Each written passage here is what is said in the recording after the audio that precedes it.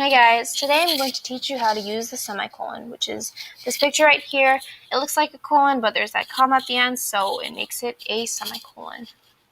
So the semicolon's definition, thank you Google, is a punctuation mark, indicating a pause, typically between two main clauses that is more pronounced than that indicated by a comma. Basically, it just sounds more dramatic and adds more dramatic flair to your writing. So here's when you should use it. Only use a semicolon to connect two independent clauses. Remember that these two clauses must relate with one another, so the subjects should relate pretty closely with one another. And also you can use it to punctuate some lists correctly. When you shouldn't use it is when you're using a conjunction, which is fanboys, remember that acronym. And also it does not make sense. Here are some good examples. Overcome by immense hunger, Bob craved for something sweet. He daydreamed about the silkiness of a chocolate salted caramel drizzled cupcake. You can tell I was hungry when I wrote this, but basically, here's my favorite trick.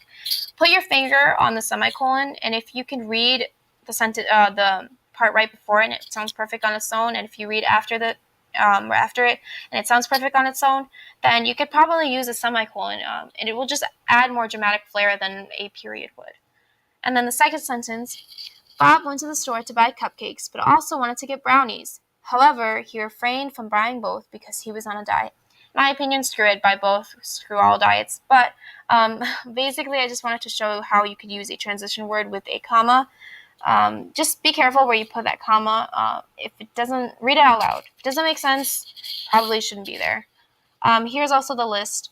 I've been to Los Angeles, California, Orlando, Florida, Chicago, Illinois, Jersey City, New Jersey, and Baraboo, Wisconsin. So you see how it works in this case because of the cities in the states, but you should not use it in the next examples. Overcome by immense hunger, Bob craved for something sweet. Dinosaurs are alive. So you see that there's not really a relation between the two, so they don't work. Bob went to the store and bought cupcakes. Remember, no conjunctions, fanboys. And then the last example is when you shouldn't use it with a list. I got green beans, potatoes, tomatoes, and chicken. So obviously you should be using a comma and not a semicolon. So check it. Read it out loud. Does the pause sound right? Do the two clauses relate? Can the part before the semicolon stand by itself? Can the part after the semicolon stand by itself? Remember, use that index finger trick that I taught you. And that's how you use a semicolon.